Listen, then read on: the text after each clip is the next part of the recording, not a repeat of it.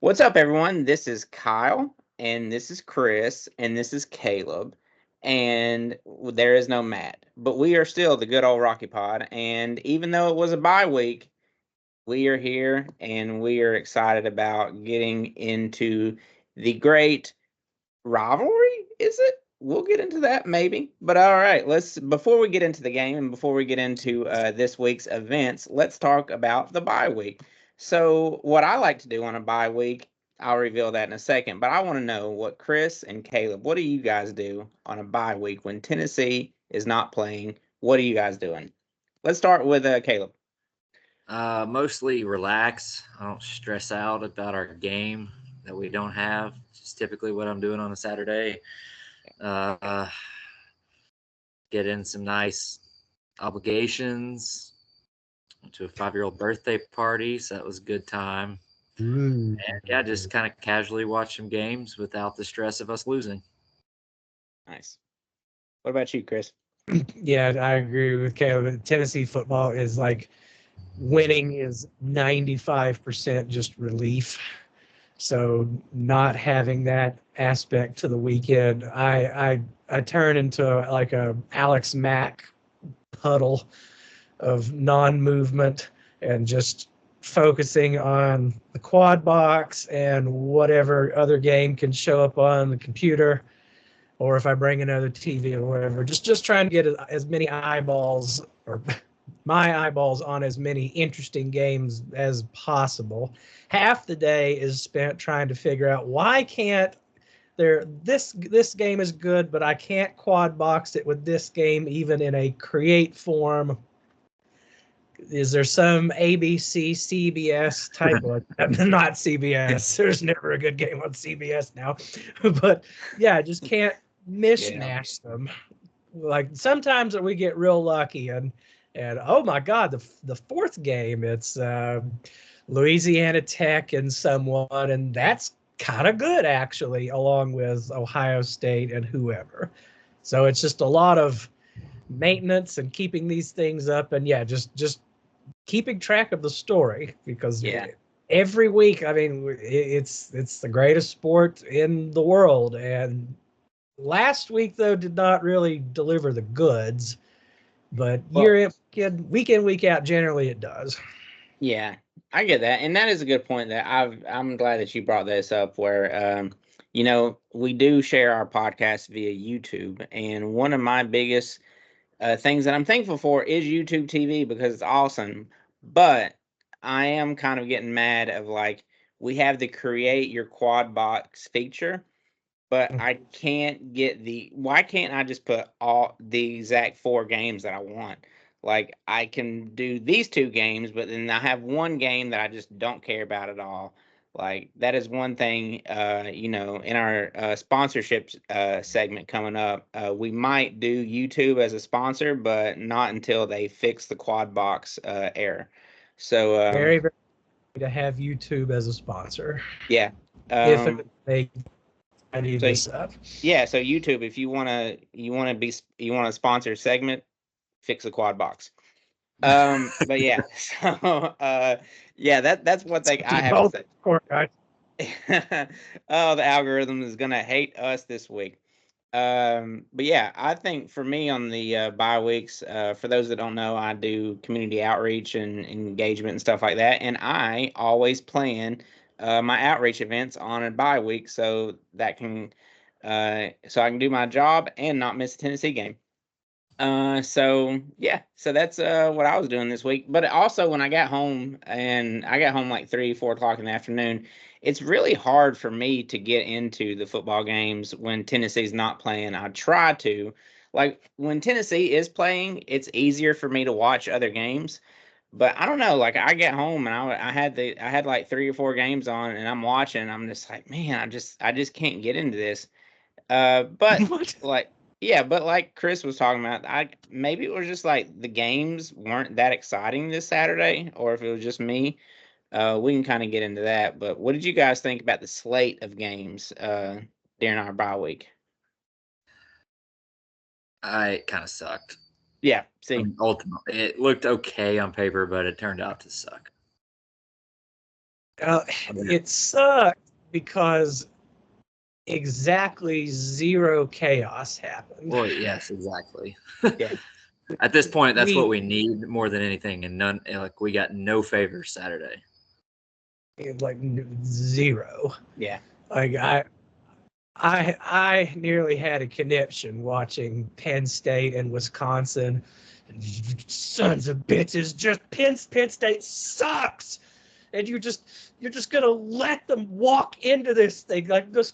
They can't do anything. They got their starting quarterback injured, and Wisconsin just at home can't do anything. Yeah. I And think like, Chris. And it just No, Chris, you brought up a good point. I think in a group chat Saturday or something where Penn State is starting to feel kind of like the TCU of last year, 2 years ago, where it's like they have like a definite loss coming up this Saturday, but they just don't lose. And they just keep winning. And there's no way that Penn State is the number 3 team or number 2 team in the nation, whatever they are right now. They're not a top 5 team. Like, but somehow they're just not losing. I'd say that's Texas A&M. Like Texas A&M they're also is not good. Yeah. They're not very good. They sprung a Matt Mock game on LSU, which was kind of delicious to see in a certain point of view, but they're not very good. But the schedule is just not going to permit them to lose until Texas. Yeah. And even then, Texas I don't think is really all that good. nobody's. Yeah. Caleb, what were you gonna say? I was just gonna say, even like a little teeny tiny favor would have been Duke beating SMU, and we couldn't even pull that one off. Like, Great point. literally nothing broke our way. It was infuriating. Yeah. Sure. Would it have been? Is it better that Nebraska didn't beat Ohio State? As much as we wanted that to happen. No, I mean I think it would have been good for Ohio State to lose because they still have a couple more losable games, I think.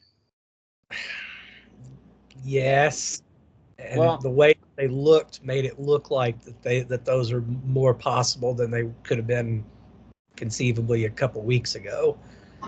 But this log jam that is going to be forming of 10-2 teams is terrifying going forward.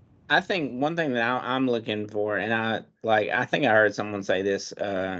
One of our sources, I heard one of our sources say that, like it's almost time to start just rooting for the front runners. Like, let's just hope that the top teams just continue to win, because what we don't want to do is continue to muddy up and log jam, and just say like, if you're like, maybe we start rooting for the very tippy top teams just to keep winning, and that way, for Tennessee, we're now looking for that 6, 7, 8, 9, 10, 11 seed, and we don't want Georgia to lose, and we don't want this person to lose and like get muddied back down there with us. So yeah, we can't have A&M beating Texas, for example.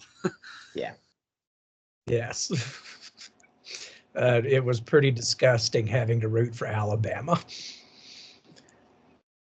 It did not feel good. I'm very glad.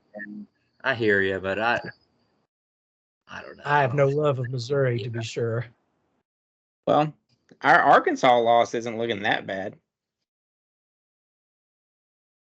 Who they play? LSU this week? Or who do they have this week?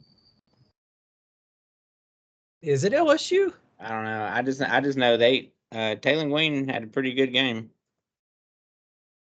Ole Miss. I mean, he's good. Ole Miss. Yeah, Arkansas, you win that, son of a bitch. Go ahead. Yeah. Go right ahead.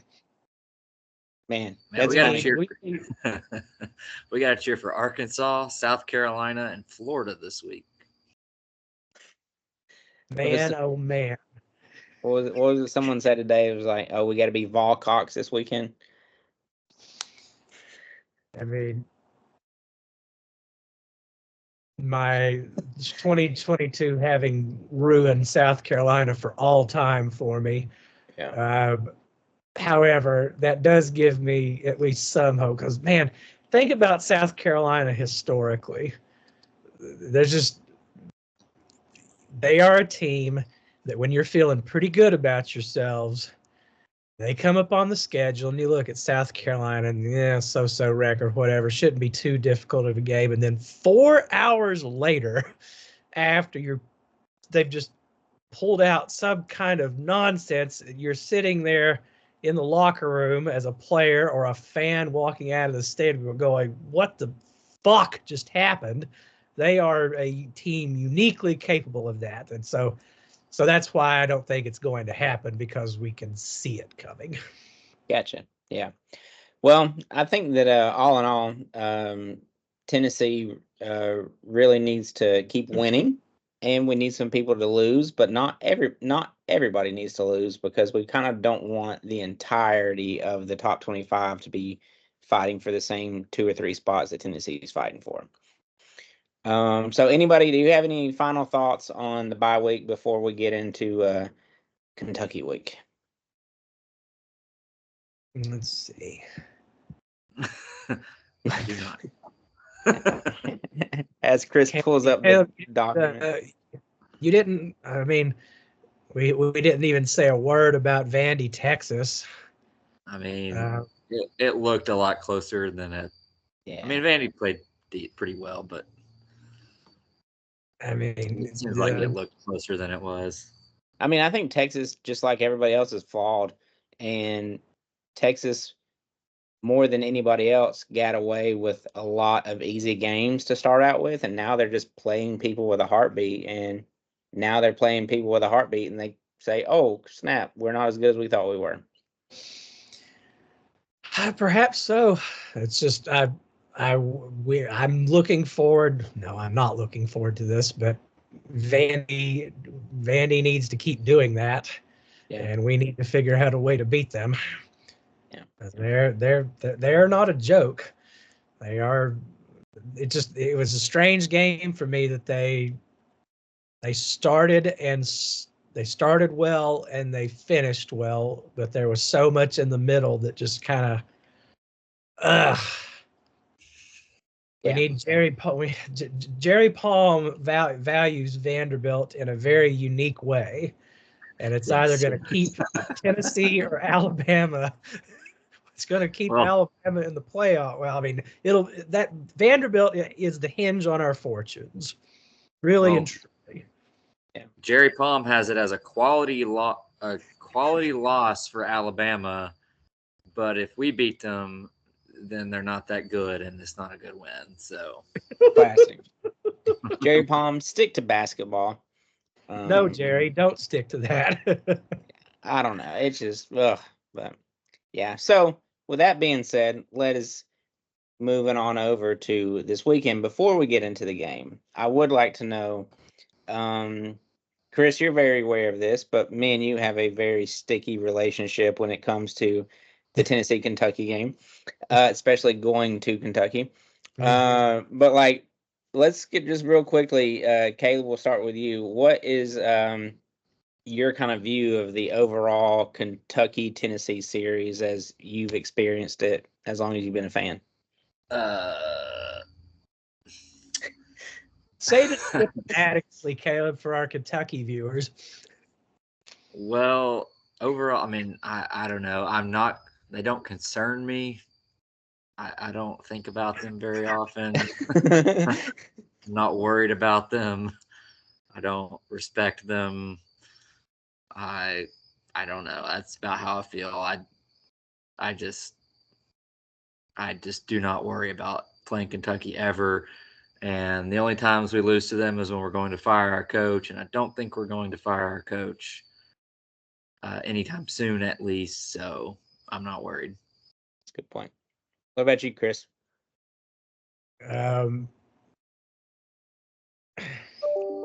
Yes, we have had. We've been very fortunate to have Kentucky be our Tennessee to Florida. we've been on the right side of that one our whole lives and kind of pretty much as long as football's been played. So, yeah, it doesn't really ever strike fear. Looking at the preseason schedule, you go, okay, there's a win. First, we're going to open up November with a win, which is kind of precisely why I'm a little unnerved, considering our past performance with a bye week. But in general, no, Kentucky doesn't. Kentucky brings a knife to a gunfight more often than not. And but the games of late are kind of taxing apart from 2022. I mean that it's in our period of not being very good at football, and even recently with starting with Josh Heupel's first year, it was back and forth. And I can't even, for some reason, last year is blanking on me. Did we blow them out last year, or was it a Joe Milton did really well. Yeah, the drive with Sampson. Thank you. Yeah, it was tight until the end. And I kind of sort of expect the same thing this week, despite Kentucky coming in pretty limpingly. Yeah, for me, I growing up and watching Tennessee, Kentucky, I've just never, like Caleb, I've just never thought twice about Kentucky. Even when, like, what is it, a couple years ago, where they brought in their top 10 Kentucky team, and it's supposed to be one of their best teams ever and one of our worst teams ever, and we still win. I mean, It's just hilarious. Hail Mary to the end zone. Yeah, and even those games where it was close on paper and in the game, where we go, what was it, Eric Ainge's year, but we go like multiple overtimes, or it was somebody that 2007, yeah. And I was just like, I've always felt like even when Tennessee's down in the third quarter or fourth quarter, I kind of get excited because I just know that Kentucky's mistake they're about to make is going to be more funny now. Because I just know that, okay, Kentucky's about to Kentucky, and Tennessee's going to come back and win this, and it's just going to be, now it's just going to be more funny because it's in the fourth quarter or overtime.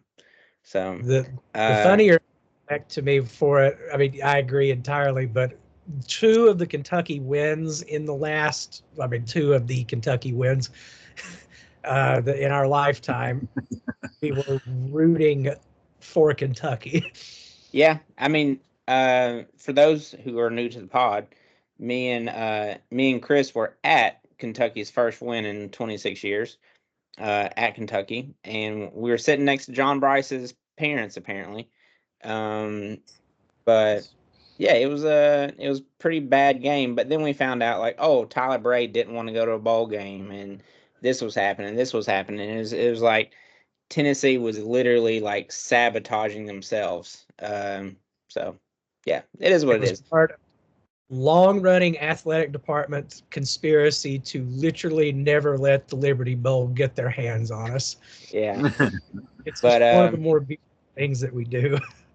But let's kind of go. First off, I want to talk a little bit about the barrel, because we highlighted the barrel on our video, and I don't know if you guys know, but we are on social media, and we actually have a guy that's really, really good at making videos, and we're on TikTok, we're on Instagram, we're on Twitter, and our buddy Chris here made a video last week that just took everything by storm. Everybody knows about it, and if you're watching us, it's probably because of this video.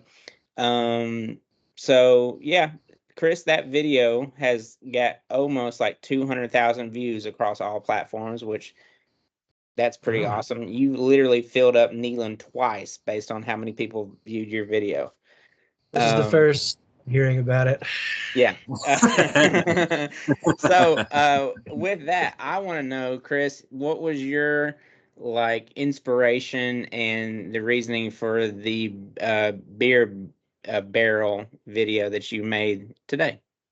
I mean, I don't know. I started looking at pictures of it, and I knew it was there. The only stories that have been about it in the last 26 years have been, where the hell is this thing?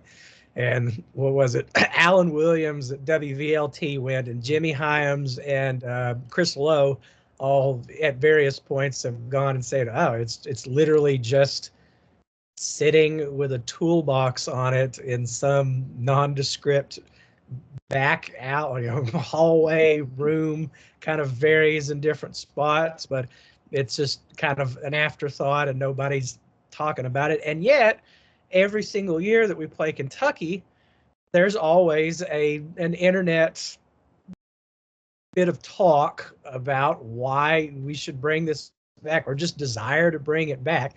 And looking at the pictures of it, just little old barrel all beat up and nobody gives a shit about it anymore. It evoked some sort of sense of sympathy in it for its sake, and not just for my own wishing Tennessee to have a rivalry game trophy. Yeah. And so that it said, man, you could make us put Sarah McLaughlin with that real easy. Nice. Well, that's good. It was a good video. Caleb, do you have any thoughts on the barrel? I would be nice if they brought it back, but I've always wanted a trophy, but I don't care too strongly. I think like you, Kyle, I've always wondered why it wasn't the whiskey barrel. Yeah, I mean, In the Tennessee states whiskey, of Tennessee and Kentucky, but whiskey. Yeah, Too on the nose. That's why. maybe it was. It's just too on the nose. No, what was the thing? What was the thing back in the day that you couldn't drink, like the law? A prohibition. Oh, I was out in my head. I was thinking suffrage, but that's not the right one.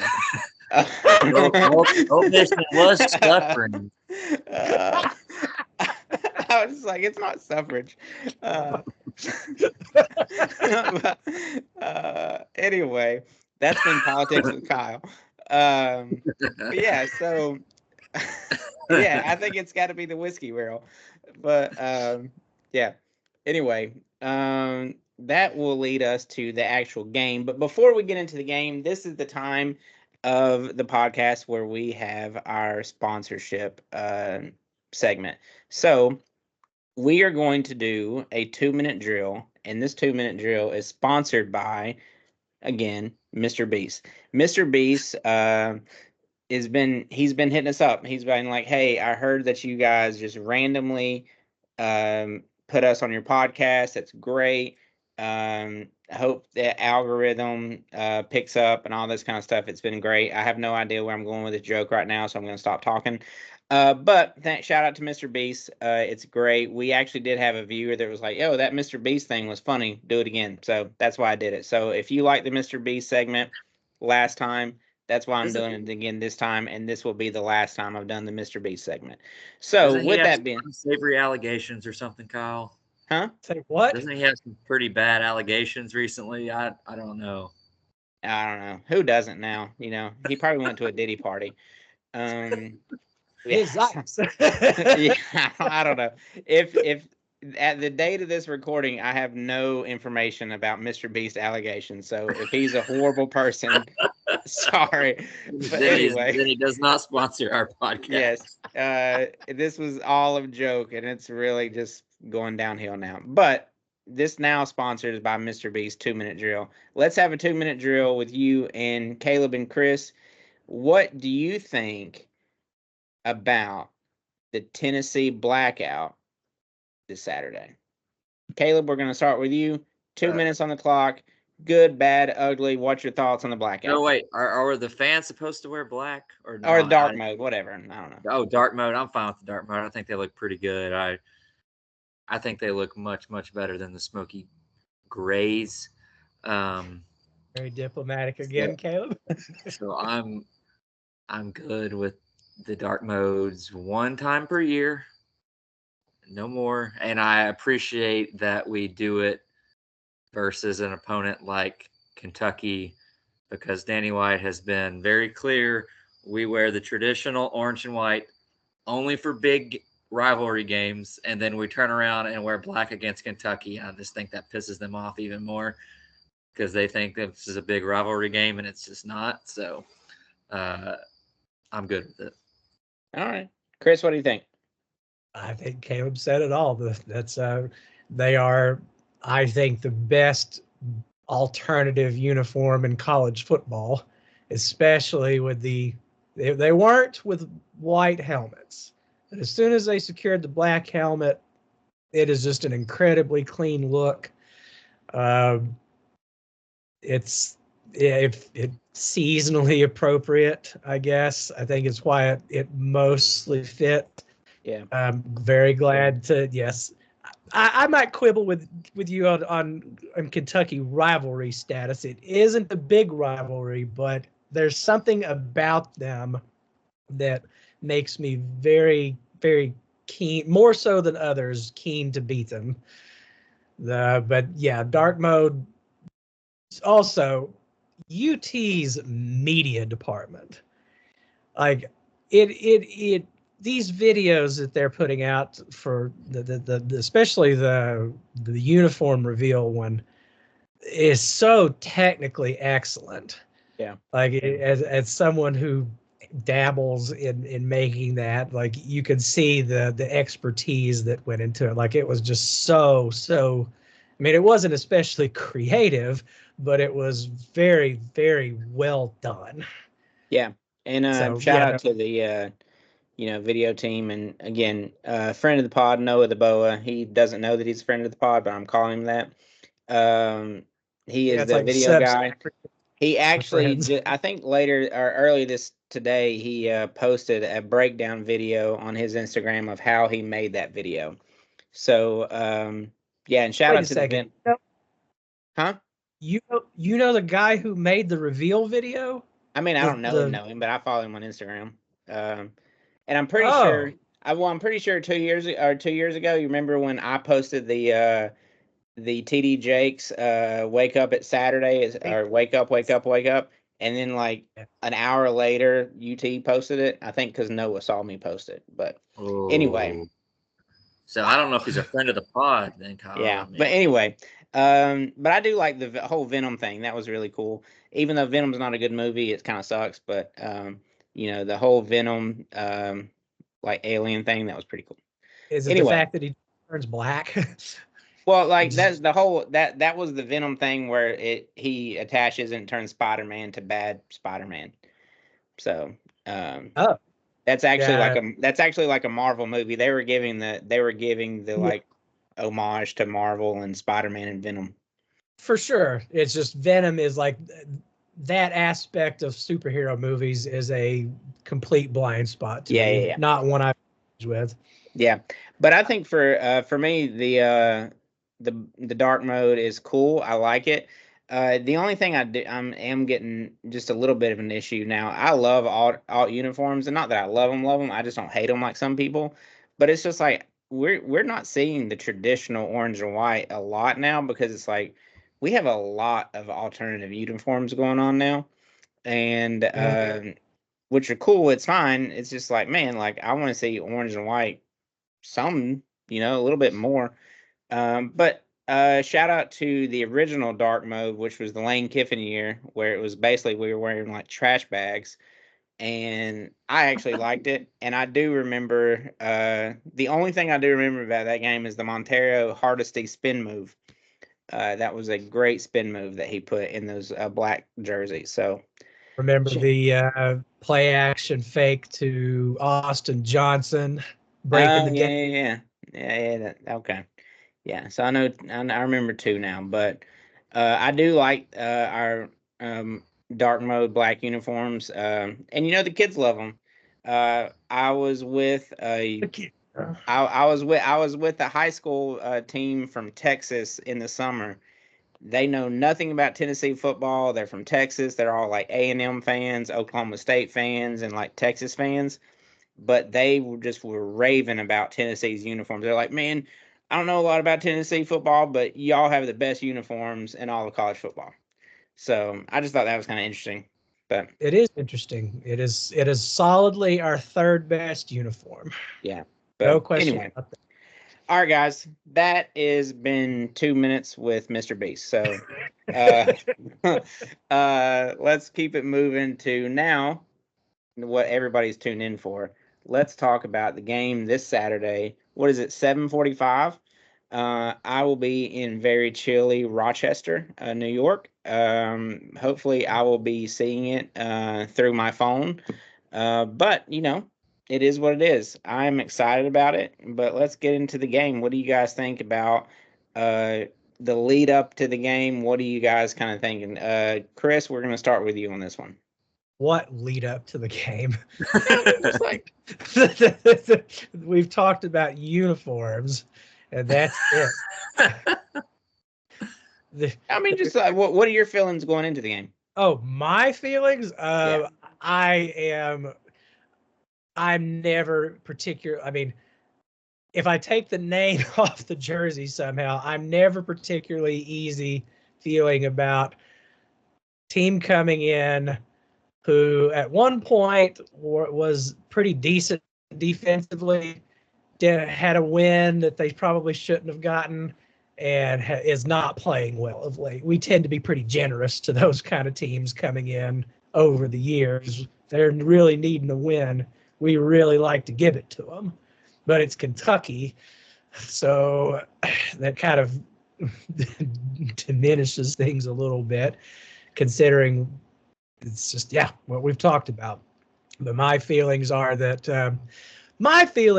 we need to just absolutely kick the shit out of them, so we can start to. Everybody in the country is looking at Tennessee right now as, well, we just don't kind of know what they really are. They're not the high-flying team that we saw in the first few games, and their defense is really good, but we're not getting any credit for that. We have to start the trend of scoring in the first quarter again. It was a real nice trip. Something's got to give. We've scored the last 3 years and 5 plays or less every game against Kentucky. Yes. So will we continue that trend or the trend of not scoring? So that is a good question. Yeah. I know what I'm rooting for. Yeah, I kind of agree with you guys. Coming into the game, I'm really confident that we're going to win the game. I just hope that we do it in a very decisive fashion. I know we might be looking ahead a little bit, but it's like, with what's going on in college football around us and what we think is going to happen, and once we kind of project the rest of the season out, we don't need to just win this game. We need to win it big, and we need to start putting some fireworks up, and we need to start putting big numbers up, because we just want there to be zero doubt where we're moving forward. Because I really do think that we're going to win the game, but I'm seeing playoff projections where Tennessee is the first team out of the playoff, or we're the last team in the playoff, or that kind of like mixed projections, and like depending on if we just squeak by Kentucky versus having a great win versus Kentucky could be the difference. So I think the first playoff, like actual playoff rankings, come out next week. Yeah. So we'll be very nice. Y'all prepared to be exceedingly pissed off at that one? I think we'll do okay, honestly. I think we're going to be right around where we are in the AP poll, coaches poll. It just hit me. It's like, what we could do? We could just play for the bottom and say, like, you know what? We're so bad. We want that group of 5 auto bid. Yeah. What a thought. Yeah. But yeah, okay. Going into the game, like the actual, game, the X's and O's, like, what are you guys most concerned about when we're thinking about Kentucky? Are you concerned about our offense versus their defense? Are you thinking about a position group? You're thinking about a certain player? Thinking about coaching? What are you most concerned about going into the game? I mean, I literally know next to nothing about Kentucky's actual players. Like I agree. I was going to ask, does Kentucky still have a kicker named something like Will Mess Up? Will Miss Kick? Like, it's just not looking good, or just saying, like his name's Wide Left or something. What was the kicker's name? Chance Oh, poor. Chance Poor. Yeah, chance for that's hilarious. Chance for kicker. Suck up for South Carolina, and who? Oh, blew it Blew for it. Pitt. Yeah. Yeah. Yeah. Nominative determinism is real. I do think Throw that out there. you just said you don't know a lot about Kentucky. I don't either. I just heard a few things this week. But one thing that really stood out to me was that in the SEC games, Dylan Sampson has 8 touchdowns, and Kentucky's entire offense has 7. I'm sure the KSR guys have broken down extensively why that is, and God, we just don't have a lot of guys that are really putting forth a lot of effort right now, or however. How many non-Dylan Sampson touchdowns do we have in SEC play? That's a question. Like 3? That's a good question. Yeah. Shout out Dylan Sampson. Shout out Chris Razzle. Yeah, there we go. That's classic Caleb, just bringing everything back down. All right. Caleb. Yeah. All right. Well done, Caleb. Yeah. So I don't know much about them. I am a little concerned about our offense, obviously, but I'm not concerned about Kentucky scoring at all. I do think if we lose this game, it's going to be like a 10-6 game or something like that. Like, I'm not worried about them scoring more than 17 points total. I agree with that. Yes, I think our defense is for real, and the very good Kentucky defense has sort of just disappeared. Jarquez Hunter carried the ball for Auburn under 30 times last week and had like 300 yards rushing. It was also didn't they have an offensive lineman who, I'm not a pro football focused guy, but graded out as a 0.0? Yes, but Cole Kubelik said, "Don't do that to that kid." See, and then took time to do the clips of, see, is this not good? This is fine. He wasn't great. He wasn't even good. He wasn't even terribly adequate. But don't do that. Is this Gerald Mincey's backup? Shout out Gerald Mincey. Yeah. We hope you get better, Gerald. Yeah, I guess I saw somebody where like Gerald Mincey's out for the Tennessee game, and he's his diagnosis was scared. It's just not put too fine a point on it, but yeah, there it is. Yeah, I honestly I don't know where to go when we're talking about X and O's and positions and players and stuff like I don't know. I think at the end of the day, this comes down to, are we going to execute or not? And if we execute, we're going to win comfortably, and if we don't, it might be a little spooky. Spooky. Yeah, if we're not connecting on passes, if receivers are still dropping balls, God bless Squirrel White. Said it for a couple weeks now, but if Squirrel White continues to have his AC joint preventing his arm from fully extending, then it could be very frustrating, because Kentucky's not good, but I think they're probably good enough to, if we're just completely misfiring, for the game to look very ugly.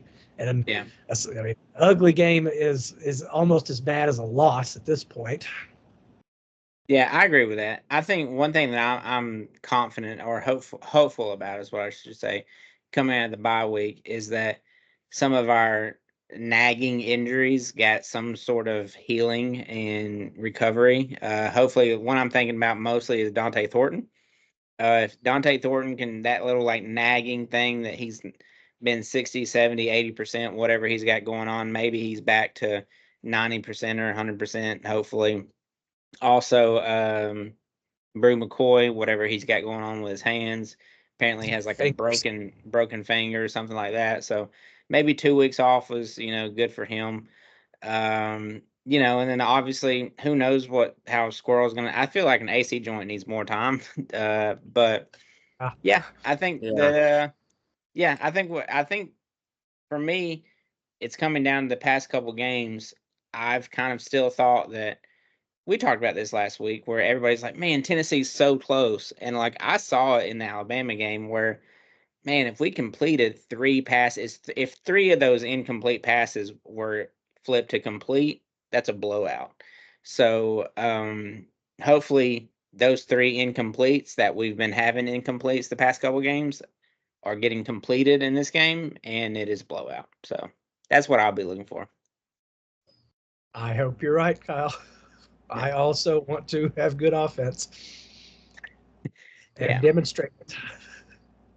Well, I mean, that's kind of the name of the game, I guess, is to beat Kentucky. But I'm not scared about them at all. I do want to mention this. Does anybody have anything else that you want to talk about, like X's and O's and the actual gameplay? I have enjoyed that Mark Stoops has tried to throw us off by saying we just don't know which quarterback we're going to start. So take that. Oh, Brock Vandagriff. Do what? Did you hear Stoops complaining about having to play another yeah. night game? That's what I was about to say. Was like, I want to talk about what did you guys think about Mark Stoops actually saying that they're at a disadvantage because they play too many night games? I don't know how to reconcile that with Lane Kiffin complaining about no night games. Well, I mean, I assume he means he has to play on the road at night, which does suck for Kentucky because they kind of suck. Doesn't really add up to a good thing. Simply, we don't lose in Neyland at night very often, so yeah, it kind of does suck for them. Yeah. Yeah, you're going to Also, get a you pretty can't complain about that publicly.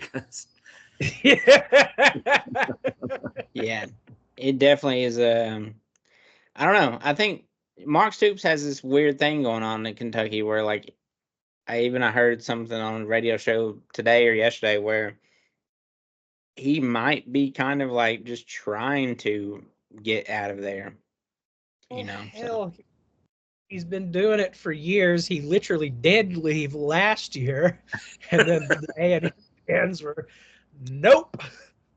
And years before that, he's like, I think it's bullshit how much we care about basketball. Like, he's just been trying to leave, and they won't let him. man, I really wish he was. I wish Mark Stoops was at Texas A&M right now. Oh yeah, but I don't. I'm kind of glad that Mike Elko is not at Kentucky. Yeah, I guess so. But I don't think he would win Kentucky. I was very much hoping if Mark Stoops went anywhere, it was Florida State. Yeah. It was very hard to try and convince my Florida State friends that this is the guy. you want to? I'm fine with Mark Stoops staying at Kentucky forever. Yeah, of course. He does our dirty work. He takes out our bad coaches, and then he dutifully loses to our good ones, of which there have been one. That's a good. He lost to our bad ones too. Yeah, exactly. He cleared the way. Our policy is if you lose to Kentucky, your days are numbered. Nice. Well, I think that's it for the actual Kentucky game. Do we have anything going on outside of our game that we want to maybe look at and talk about? Other matchups of notice. Chris, what do you got? Caleb, what do you got? I mean, there's Penn State, Ohio State. I don't know what's best for us there, to be quite honest. It's a tough one. I mean, I suspect Ohio State taking another loss is probably better for us because they could presumably lose to Penn State and lose to Indiana and get knocked out of the playoff. Possibly. Yes, I hadn't. I just don't. I don't know what to. I mean, Indiana is very good, but I don't know that they are playoff good. Probably. Well, I don't know, but I think of the Big Ten teams, I think Penn State is almost certainly in at this point. Like, Yes. even if they lose to Ohio State, I don't think they have another loss on their schedule. Yes. And Ohio State is one of the teams who could fall out of the playoff. It's almost inconceivable, but Potentially. yes. Penn State win would, I do think, be better for us. But who's getting in the playoff as of this moment from the Big Ten? Is Oregon, Ohio State, Penn State, and is Indiana? they're undefeated, right? You got to put them in. They are undefeated. They're there. Is there anyone else from the Big Ten that's projected up there? I don't think so. Unless like Illinois wins out or something like completely wild, but that would not really be in Bert's fashion. He doesn't. It's so hard yeah, to getting it from 4 to 3 would be good for us. And I don't know if a one-loss Indiana is getting in or not. I mean, potentially they could. Potentially so. We just don't know how much they're going to value strength of schedule. And Indiana, if they don't beat Ohio State, is I still don't know. Like almost want Penn State to just go ahead and become the Big Ten champion or become. Does Penn State play Oregon? I don't think so. I don't know. Yeah, if someone is to go down it, Caleb, you're right. It's Ohio State has the most losable games going forward. They did not look good against Michigan, and hell, even against earlier in the season against Butch Jones, they didn't really dispatch them with the same kind of gusto that you expect. Well, Butch Jones has more career wins than Ryan Day, so that's not that surprising. I mean, it had to be, and you said it. Wow, that's impressive. Kudos to you.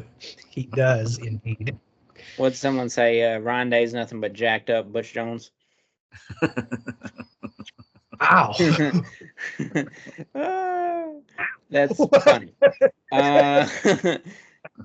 But anyway, yeah, I don't know. I think that I want, just off the thing, I just want Penn State to lose. I don't know if I don't think the committee is going to keep Ohio State out of the playoff, even if they have 3 losses.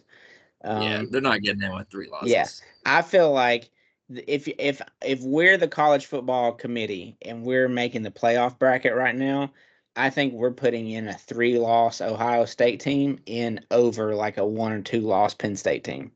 I just think that's the way they need Ohio State in there.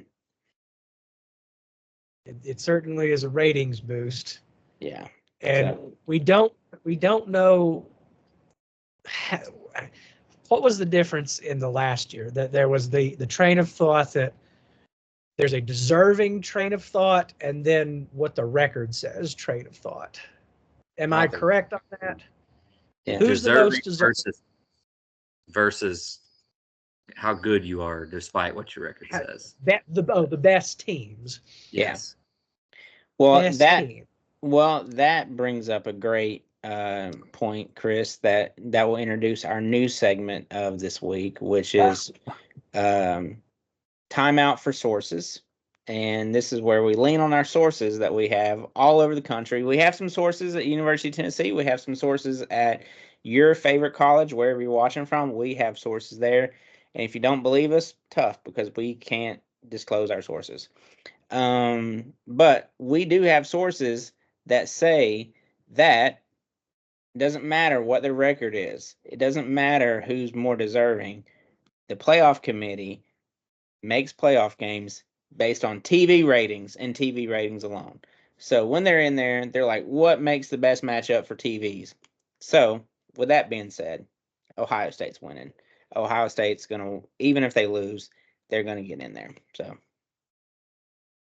Well, how sobering. Yeah.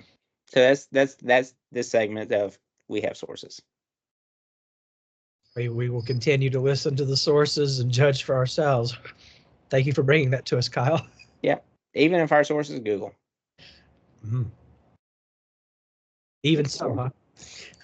All right, go Colts. That's my next game of the week. Yeah.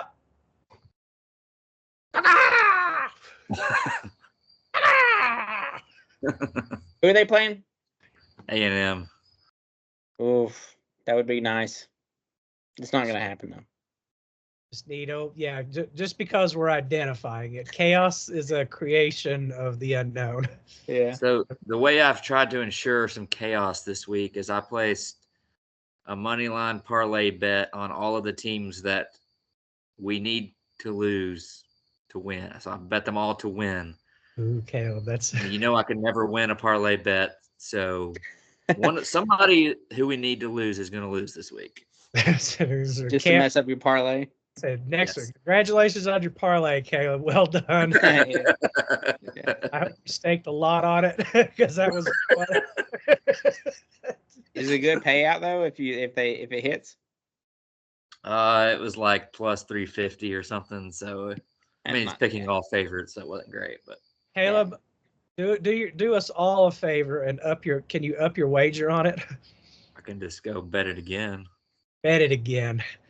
Make it sting. Yeah. Make it sting. This is for or make it very profitable to take away the sting of it. Actually, yeah. Exactly. Exactly. This is me betting for money. What's likely to happen is whoever I put in there that is the least beneficial to us is going to lose. Like, I don't know. Like, I think I have like Clemson in there. Like, if Clemson loses, that's pretty good for us, but not like, I don't know, amazing for us. And we would just like to take a few seconds to say we are not financial advisors, and if you do gamble on what you have, not on what you might need.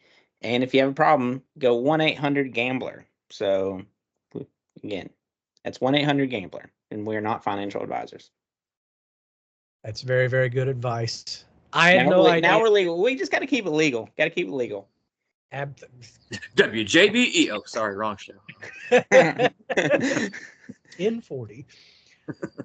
I did not know that A&M at South Carolina is at 7:30. This gives me less hope than before. South Carolina big stuff happens in the daylight. This is all setting. I mean, South Carolina. Do you remember South Carolina Ole Miss 2008? Ole Miss is number 4. You know what? I gotta say I don't remember that. It was the game. It was the game that Sandstorm started, and Houston Nuts, 4th-ranked Ole Miss Rebels, go into South Carolina, and Chris Fowler is just noting the. And said, "Wow, rave is broken out."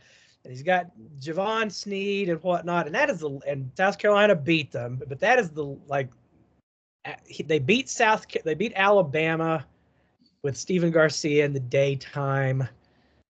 Gross. I do remember that. They did get us.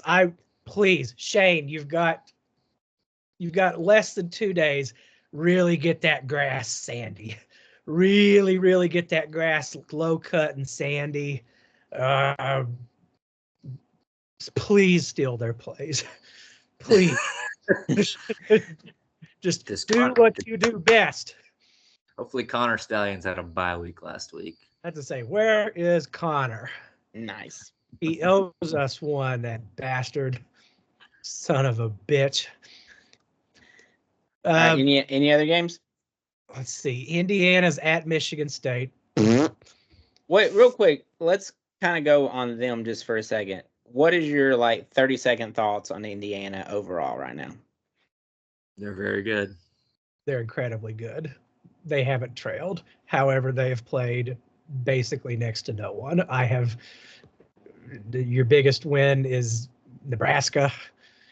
Nebraska, who hasn't been able to get out of their way in quarter century. No. But they're very, very good.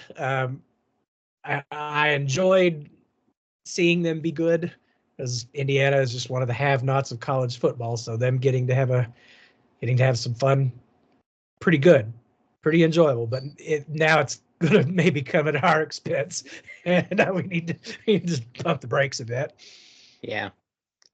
I just hope it's weird. I hope they don't do so good where that coach ends up at Florida. He's Kind of in old. his mid 60s now. Like, yes, he's also a Saban guy. Yeah. Not really, but he was on the Saban staff for Well, a he bit. was Saban's like first recording coordinator. Recording Coordinator, yes. Recruiting coordinator. Notable position in all staffs. Yeah, Sorry, so that's suffrage got me again. Oh. Speaking of Florida, though, they've got a 4-game stretch coming up where they could do us some really good favors if they have the courage. If you got the balls, Florida, if you got the wherewithal.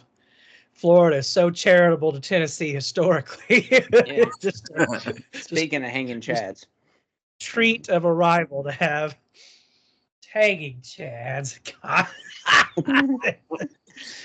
Florida's in Alachua County. They had those things counted at 10 p.m. I don't know where we're going here. Any other games? Florida beating Georgia would be very nice. We need Arkansas to beat Ole Miss. That'd be nice for our resume. Delightful. Yeah. Were you aware that Florida beat Georgia in 2020? Not specifically, but I'm aware that Florida does that on occasion. Yeah. Yes. Like historically, that game is just, well, it's dominated by one side or the other. Occasionally they get a good one, but yeah, that for forever that game was, well, near and dear to my heart.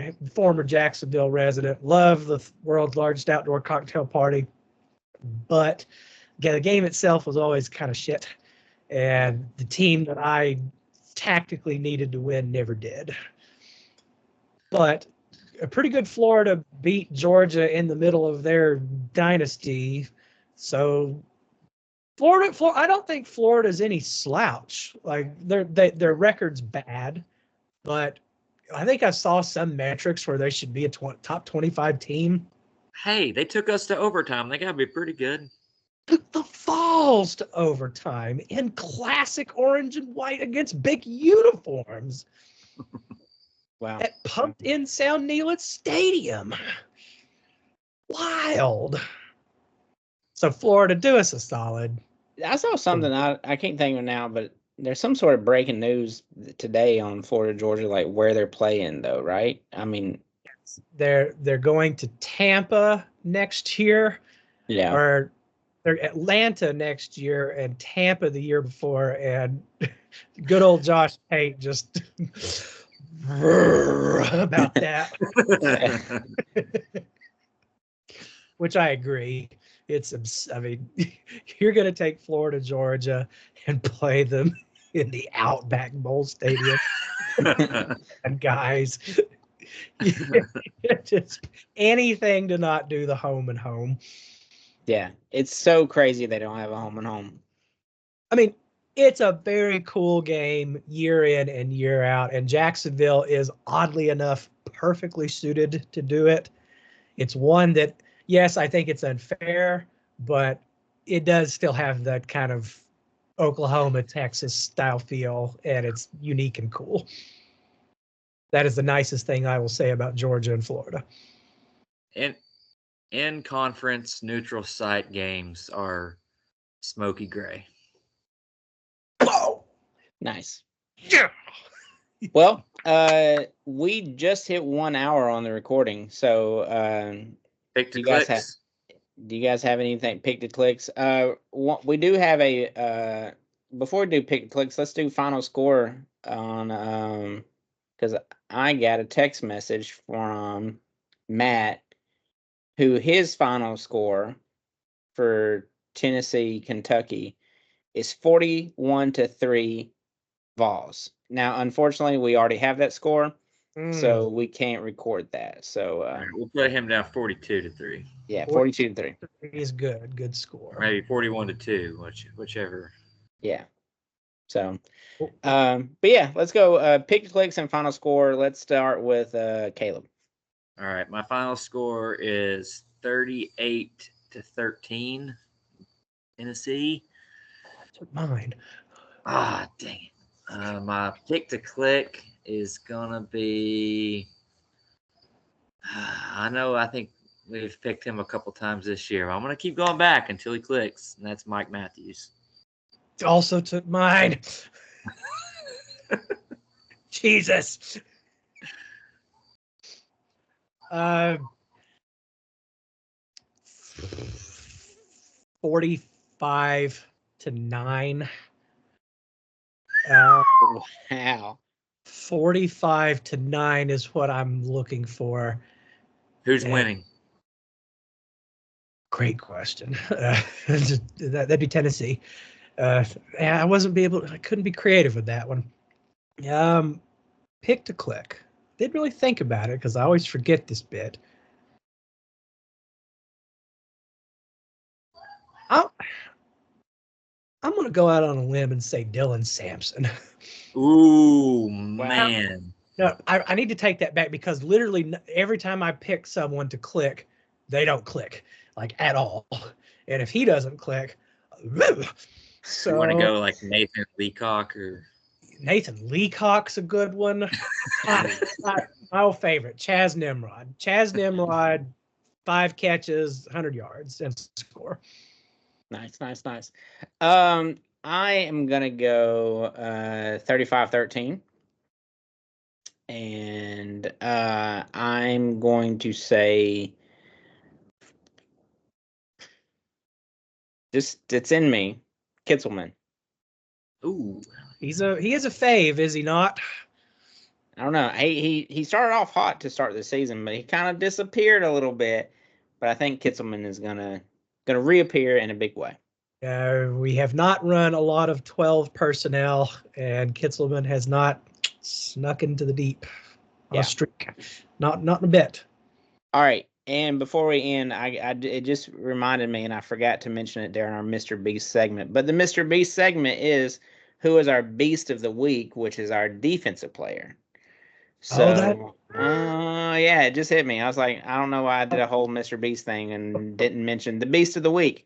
So, who is your Beast on defense? Caleb. Oh, I feel like it's going to be somebody in the D line since Kentucky's O line is all banged up and they ain't got old Gerald Mincy out there. Leading the I don't want to pick the obvious one, so I'm going to go with the guy who started out the season hot, but I haven't heard as much from recently. It's Tyree West. I like that. Did he got a little banged up in the Alabama game, right? Is he good to go? I don't know. I think he is. I was going to try to sing a song about GOOD. To go. Everywhere. Good to go. That's funny. OOD. G. Okay. Chris, who's your Mr. Beast of the Week? This guy's becoming one of my favorite players on the team. It's Jackson Moy. He's just giving your all for Tennessee on every play. And then he comes out in a press conference this week and said, if I have kids, I'm going to say you need to go play football in the South. There's just literally nothing like it. So he's becoming a team favorite, and his energy and his explosiveness. I would look for him to see he's not a starter, I don't think, but when that second platoon taps in, man, he gives it all. So yeah, have a good one, Jackson. Also, Matt, we did not say Matt's pick to click. Brew McCoy. What was it? Brew McCoy? Yep. Yeah, it's not happening. Yeah, I I think sure that's fine. Brig McCoy's a good one. My beast of the week. I just want to remind you guys that my heart and my gut 2 weeks ago was with the great white safety. And if you don't remember, I was like, I think he's going to do a big thing. And I think coming out of the Alabama game, there's going to be a storyline about the great white safety. And look, he got a pick or just a pick to end the game. So just want to remind you guys of that when I now say, let's enjoy the pick six from Ricky Gibson. Ooh, I like that. Ooh, Ricky Kyle. Gibson is going to have a pick six. It's all about McCoy has been amazing. I think we're going to say, you know what, this Gibson guy. I like And that. it's been a while since we've been able to say, I heard we have 2 lockdown corners. Yeah. That is a sexy pick. I don't Yep. like using that word too much, but that is a. The Ricky Gibson pick six. I can't believe you picked Will Brooks to have who has a pick to click. I don't remember that at all. No, if you go back, I was like, I said I really want to do this, but I'm gonna go somewhere else. But I do think that Will Brooks is he's gonna be a storyline coming out of Alabama. If Fantastic. you guys were in the stadium, but like as soon as he had the pick to end the game, like Matt was like, "Oh my God, Kyle, you called it." I trust you on that. Bravo. Yeah, Ricky, you've been given the primer. Go, do it. Anyway, okay, I'm kind of done. Any of y'all got anything else you want to say? Done. Happy Halloween. Happy that is good. Halloween, guys. Bring back the beer barrel. Do it. Bring back the beer barrel. He's suffering. Say that It's a 4 lot. times fast. Bring back the beer barrel. Bring back the beer barrel. Bring back the beer barrel. Bring back the beer barrel.